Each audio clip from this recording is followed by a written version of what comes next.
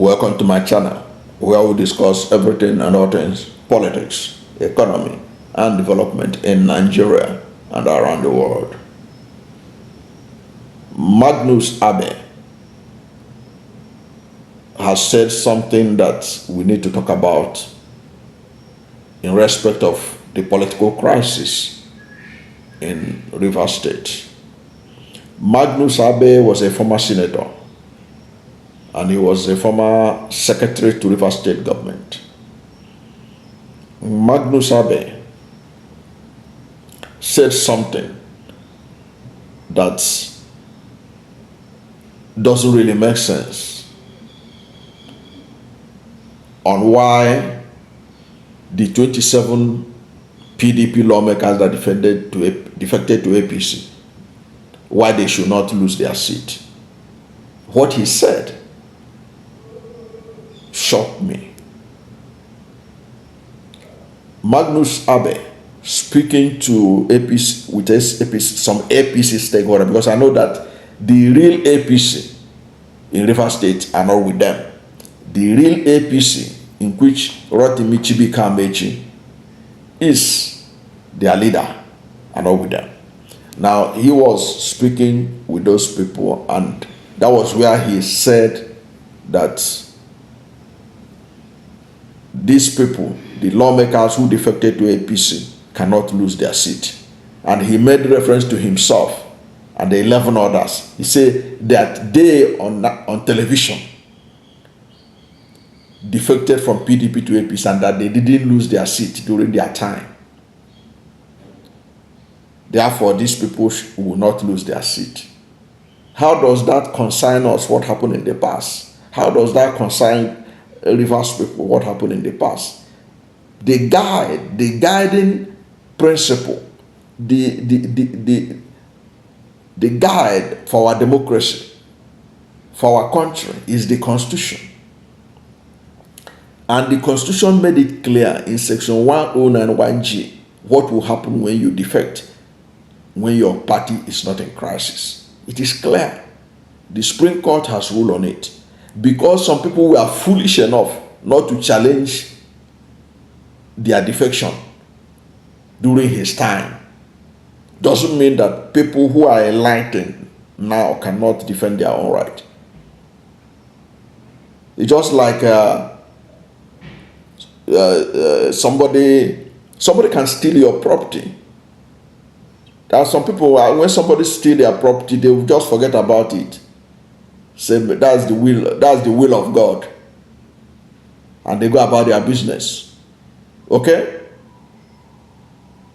that's that. But somebody's similar property, another person's similar property could be stolen, and the person say, "I will not sleep until I recover this my property. Whoever took away this property must return it."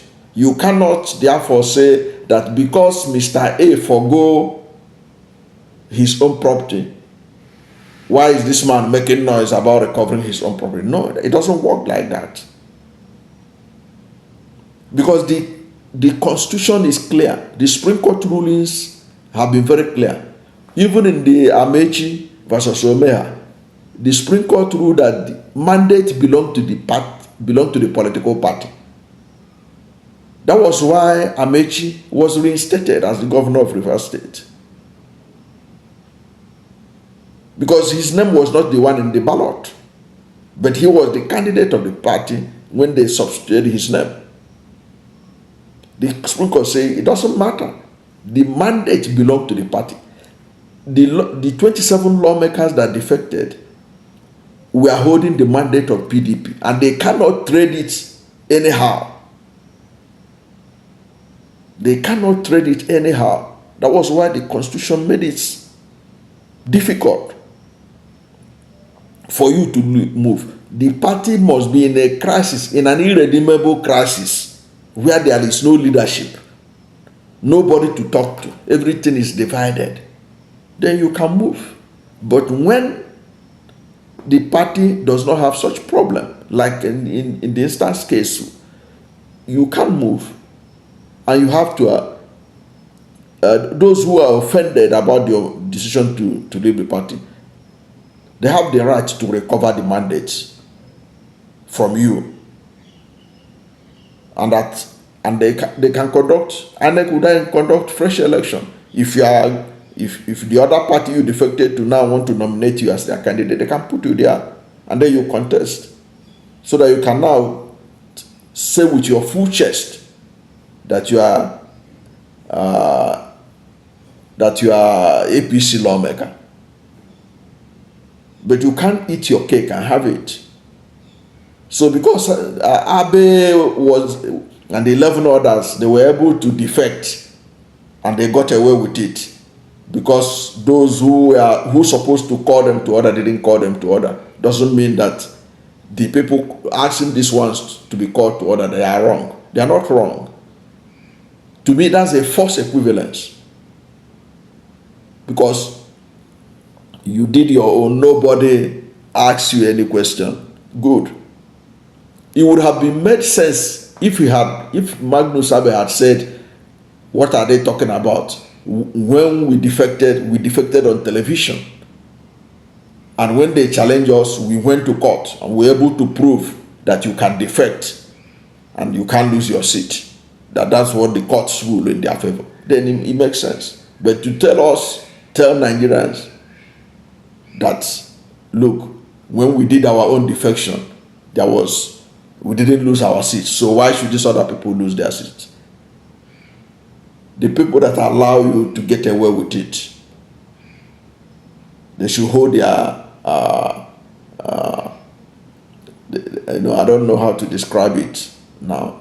They should be ashamed of themselves, because when Magnus Abe defected, they're supposed to demand that he forfeit the seats alongside the 11 others he was talking about, that they defected and they didn't lose their seat. And interesting, one thing I find interesting about Nigerian politics is the hypocrisy of the Nigerian leaders. Like the Magnus Abe that was speaking in favor of Nyesom Wike, saying that Nyesom Wike has to be supported because he supported Tinubu and all that. This is the same Magnus Abe, when he couldn't get the APC governorship ticket, which he claimed it was Amechi that denied him. When he couldn't get it, he moved to SDP. When he moved to SDP, he was among the major complainants that Nyesom Wike did not allow them to campaign. Because there was an executive order during the time of Nyesom Wike, during that election in 2023. You can't even go to public primary school to campaign without depositing humongous amounts. Nyesom Wike shrank the political space, that people didn't have space. If you are not in PDP, you can't see a space to campaign. Is it the money they put for billboards, which Magnus Abe himself was a victim? They couldn't, the opposition parties, including himself, Magnus Abe, didn't have space to campaign in Rivers State because of the executive order by Nyesom Wike. It was that executive order and so many other things they did to shrink the political space in Rivers State. That was why Atiku Abubakar could not even go to Rivers State to campaign. Somebody who is a victim of Nyesom Wike's political shrinking of the space is now telling us that he is the one that introduced Nyesom Wike to Tinubu. There's people just kind of say all kinds of things. So when did you introduce him? And what's even the business of Nigerians with that? But it just to justify the present position he's holding. So it's really amazing what can happen in this country. Politicians play politics. They don't stick to principle. They can take anything. Now he's singing the praises of Nyesom Wike.